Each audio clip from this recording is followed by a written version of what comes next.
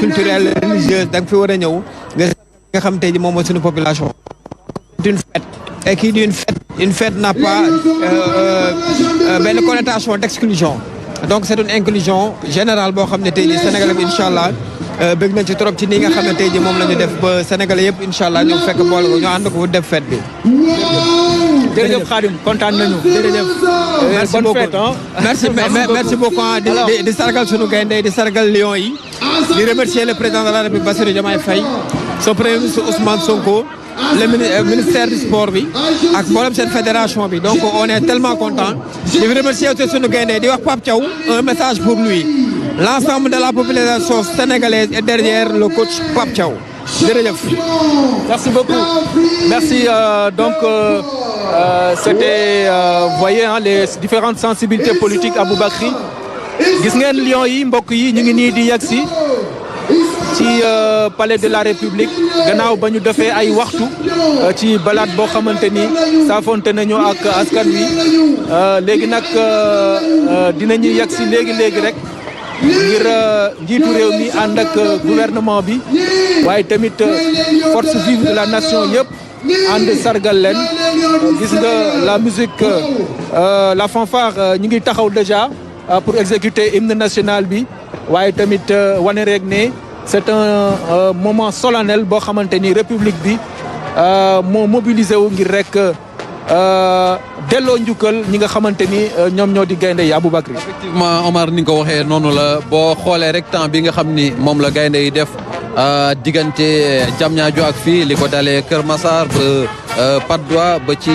Castor fi ñu jot a jaar yëpp mbooloo mu takku moo leen teeru ngir wane mbégte bi ñu am ci exploit bi nga xam ne ñoom jot nañ ko def fële ci Maroc mu di nag décroché ñaareelu vidéo bi nga xam ni Sénégal da ko doon xaar mu rëcc ñu ci édition bee passé Côte d'Ivoire daal di ko jël ren nag ñu dem labaliwaat daal di donc décroché ñaareelu vidéo boobu Sénégalais yi nag génn booloo doon benn amul xaj ak seen amul obéissance politique amul dara bépp Sénégalais ak foo mënti ne nga ñëw tey teew fii ngir won gaynde yi mbégte bi nga xam ni moom nga am ci exploit bi nga xam ne def nañ ko ndax nag Sénégal réewum sport la te sénégalais yu bëri wax dëgg yàlla ñoo booloo tey ànd doon benn ngir sargal gaynde yi ci exploit bi nga xam ne moom lañ def Fatoumata Savané. waaw mu doon lu am solo Abou bu ginnaaw bi nga xamee ne def nañu 9 heures de temps pour mën a yegg si fii ndax 11 heures ba léegi la te léegi 20 heures jot muy wane ni rek adhésion bi nga xam ni gaynde yi def nañ ko ci xolu sénégalais yi bëgg ñëpp bëgg leen également parce que saa yu ñuy joué dañuy joué seen nation dañuy ñàkk ndax ñun dañuy gaañu dañ leen di mbëkk dañuy naaj loolu yëpp nekk loo xam ni dañu def un don de soi ñoom itam ci li nga xam ni moom mooy terrain bi ba tax tey jii ñu leen koy delloo njukkal di xalaat nag bu baax ñi nga xam ne ñooy les sénégalais de l'extérieur nga xam ne fu nekk ci àdduna wane nañ fa seen joie ci réseaux sociaux yi te mënuñu yegg si fii tey jii kon ñoom tamit dañ leen di taxawal fii yaakaar naa ne ñi fi nekk tey représenté nañ leen dignement te tey xale yi lu ñu am dañ ko mérité parce que ñoom tamit dañ ñu xeexal foofu nga xam ni moo doon Maroc ba jël li nga xam ne mooy ndam lu rëy lii. Effectivement Omar, la fanfare donc des forces armées est déjà en place pour l'exécution de l'hymne national, mais c'est juste pour dire que c'est une fête et seule la victoire est belle. Donc les Sénégalais, toute obédience politique confondue, sont là devant les grilles du palais de la République pour honorer donc ces champions d'Afrique une deuxième étoile sur le maillot du Sénégal. La fête est belle et absolument. On a vu vraiment toutes les obédiences politiques sont ici présentes sur invitation du chef de l'État, le président de la République Bassirou Diomaye Faye, qui a donc voulu dans l'unité que les Sénégalais puissent donc honorer ces champions d'Afrique. Oui, les sensibilités politiques, les notabilités religieuses, les artistes, la société civile, tout le monde est là pratiquement pour représenter le Sénégal uni, comme je le disais tout à l'heure, dans sa diversité. Et vous voyez les lions, mesdames, messieurs, qui sont en train de se diriger lentement vers les grilles. Il y a un monde fou, c'est pourquoi le bus est en train de progresser avec ce rythme-là. Parce qu'effectivement, ici, à Aboubacry, on peut le rappeler, les gens sont venus au petit matin. Hein. Il y a des gens qui ont passé la journée ici, devant les grilles, pour ne rien rater de cet événement exceptionnel. Ça, il faut le saluer. Ça montre que les Sénégalais sont collés à leur équipe, à leur couleur. Ça montre que les Sénégalais sont de vrais patriotes parce que quand on voit des gens passer toute une journée en ville pour être en bonne position pour voir les Lions, ça veut tout dire, ça veut tout dire. Effectivement Omar li ni mel defe naa ne sport rek moo ko mën a réussir ni nga ko waxee suba teel la nit ñi commencé ñëw fii devant les grilles du palais de la République donc ñu bàyyeekoo fu ne nag am na ñoo xam ni sax ci région yi la ñu bàyyeekoo ñëw ngir fekkee lii te wóor na ma ni mu amee fii noonu li ñu ko nit ñi defee woon ci final bi ci fan zone yi nga xam ne RTS jot na ko aussi installé un peu partout noonu la nit ñi di toogee instant bi itam di seetaan li nga xam ne mooy am fii ci grille du palais de la République ñëpp ànd doon benn ngir sargal gaynde yi nga xam ni ginnaaw nag bi ñu jëlee Coupe d'Afrique des Nations mu di ñaareel bi yoon ñu ñëw nag tey fekk si fii mbooloo mu takku ngir ñu sargal leen honoré leen comme ni mu waree. waaw benn mérite la ci ñoom parce que tout simplement ça fait quelques années quand même l'équipe nationale a eu l'unanimité des Sénégalais ñun ñëpp a d'accord ne dañoo am équipe bu baax am ay xale yu yaru am xale yu jullite am xale yoo xam ne dañu bëgg seen diine fonk seen liggéey professionnel jusqu'au bout des ongles dafa mel ni unanimité boobu ñun ñëpp ñoo ko bokk en tout cas ci équipe nationale bi nga xam ne dañ ko gis depuis ces 3 dernières années ñu am 3 finales en 4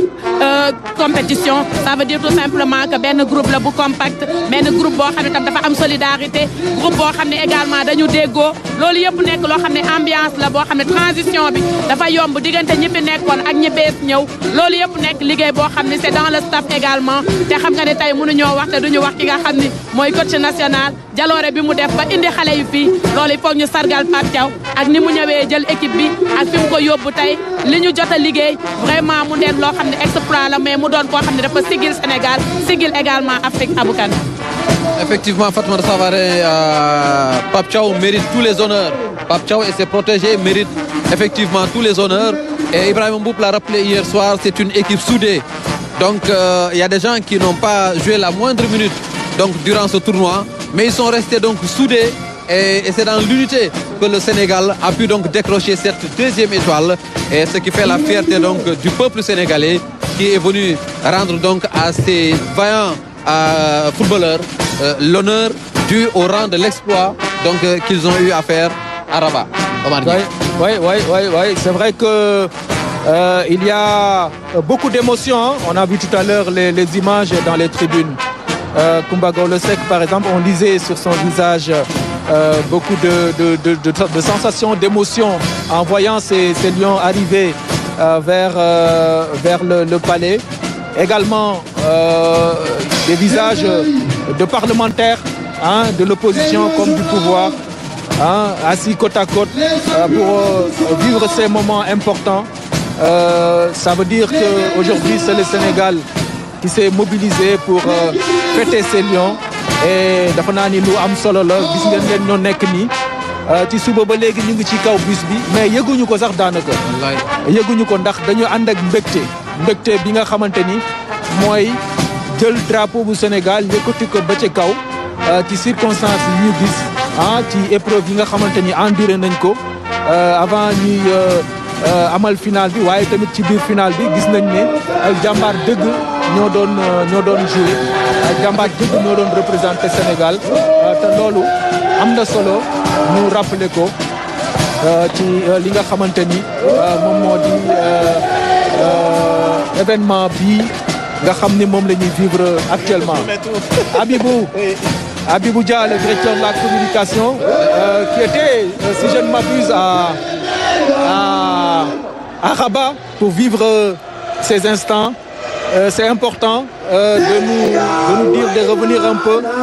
sur ce qu'on a vécu ensemble, sur ce que vous avez vécu vous en direct. La victoire, cette belle victoire des Lions, oui. Cette deuxième Coupe d'Afrique, cette deuxième étoile. Merci Oumar. Ce que j'ai dit à la fin de la mission, c'était que en dehors du dispositif de sport, la fédération, les équipes, il y avait le second plus grand dispositif, c'était le dispositif d'information autour des Lions. On n'avait pas moins de 200 journalistes qui ont accompagné cette équipe nationale et la RTS s'est grandement distinguée à travers l'envoi pour la première fois de son histoire d'une équipe pluridisciplinaire qui a pu permettre aux Sénégalais et à la tanière de suivre les interactions avec le public à travers un plateau d'informations riches. Marhaba. En plus de cela, nous avons envoyé une demi-dizaine de journalistes et techniciens de l'APS, sans compter ceux du Soleil et l'appui décisif du ministère pour l'association de la presse nationale. Tout ça pour vous dire qu'une équipe qui a des ambitions mondiales et internationales ne doit plus se déplacer et marcher seule. Elle doit avoir un dispositif qui l'accompagne et l'information pour nous est cruciale. Très bien, merci Abibou. Merci. On va entendre les chansons. Mesdames, messieurs, c'est...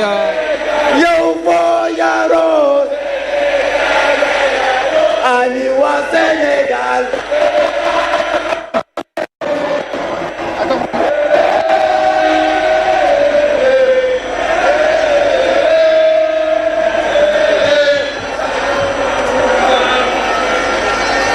Sénégal, way naa la.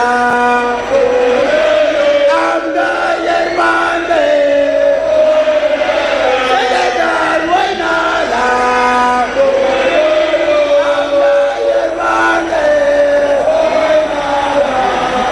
ñun dañu leen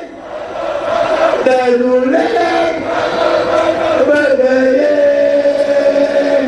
Sénégal yéen a waral leen Sénégal moom itam mbégte bi nga xam ne ñoom joueurs yi am nañ ko. am na solo gis nga mesdames messieurs kooku Idrissa Gana Gueye moo doon way noonu ànd ci ak coéquipier yi mu nekk lu am solo loo xamante ni day wane ni rek Lions yi ñoom ñi ngi dund bu baax li nga xamante ni moom moo di victoire bi ñu am te am nañu mbégte aussi ñëw indi coupe bi fii ci Sénégal loolu rek lay wane ndax boo gisee joueur bi nga xam ne moo di Idrissa Gana Gueye téye micro bi di way gaa ñi di ko aw nekk na lu am solo am rek. wallaay ambiance boo xam ni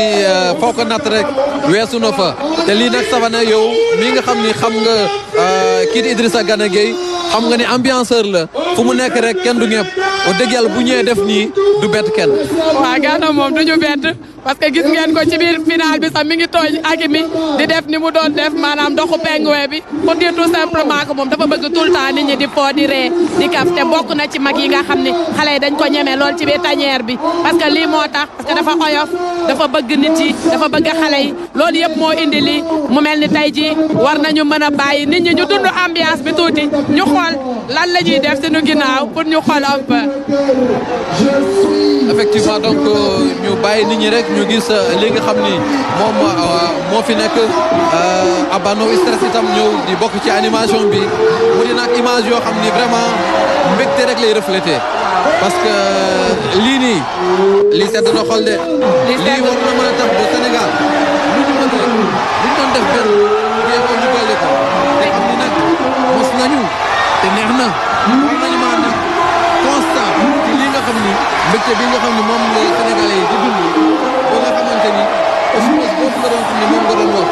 ci unité bi nga xam ni moom lañ gis ci équipe bi mu war a mën a wéy ba nga xamante ni Sénégal tey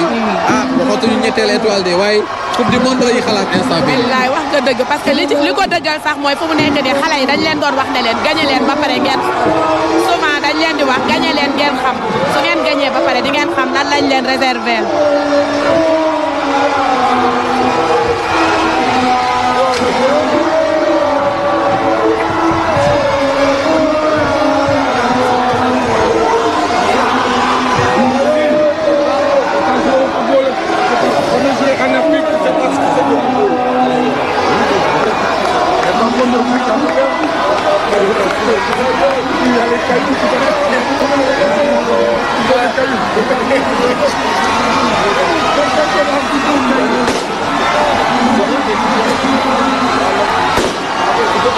kon nag mbokk yi daa mel ni yéen yegsi nañ fi nga xamante ne moo di palais de la République muy dernière étape parade Lions yi muy parade bu am solo bu mucc ayib buy wone nag liggéey bu am solo bi nga xamante ne suñu gaynde yi def nañ ko kon tey jii nag gaynde yi yegg si nañ fi nga xamante ne moo di palais de la République. ci coupe d'Afrique bii di ñëw jox leen aussi ci coupe du monde bii ñu jëm ay ñu dem mën ci dem ba jël coupe du monde pourquoi pas wala boog di sori ci lool. Monsieur le Premier ministre, l'exploit, l'union, donc l'unité autour donc du coach Pape Thiaw qui a amené l'exploit de ces vaillants joueurs. Aujourd'hui, vous venez répondre à l'invitation du président de la République. C'est également une fierté que de voir toute la classe politique réunie ici pour honorer justement ces vaillants djambars. Aujourd'hui, je ne veux même pas qu'on parle de classe politique. Il s'agit des Sénégalais dans leur ensemble. Chaque fois que les Sénégalais s'approprient et font mien de leur devise, à savoir un peuple, un but, une foi, il n'y a pas d'obstacle qui puisse être devant nous. Et je pense que là, les Lions l'ont montré. Je tiens à les féliciter pour cette éclatante victoire acquise quand même dans des conditions particulièrement difficiles. C'est vrai, dans des conditions particulièrement difficiles, mais ils ont montré leur détermination, ils ont montré leur hargne, ils ont joué. Ils ont gagné et félicitations à tous les Lions, mais aussi félicitations à tous les Sénégalais. Félicitations. Merci monsieur le Premier ministre. Merci pour la présence. am na solo nga dellu si ci li nga xamante ni moom mooy sa teewaay fii di wane rek ne Sénégal moo xewle te yéen naam sax si ku jég ngeen nekk waaye tey amul majorité amul pouvoir da ngeen fi ñëw ngir célébrer le Sénégal. man Sénégal bi may ñaan mooy li nga xam ne dañ ko bokk li nga xam ne Sénégal yëpp la soxal ñun ñëpp ñu ànd nekk ci benn jëm ci. Sénégal doon na réew mu bari ay défis te tey jii Lions yi won nañu à travers le football que fu Sénégal àndee doon benn ñu am benn objectif yàlla daf ñuy may ndam. kon ndam bi yàlla na doon benn ci ndam yi Sénégal di amaat maa ngi leen ci sant bu baax di sant président de la République moo tax tey jii bëgguma ñëw waxi politique yooyu dama bëggoon li ma gënal mooy toujours li nga xam ne moom mooy lii réew mi moom lii réew mi bokk ñu ànd ci en tant que sénégalais liggéey ko et ci man loolu laa nekk loolu lay ñaan. mën nañ jàpp ne ndam li am na loo xamante ni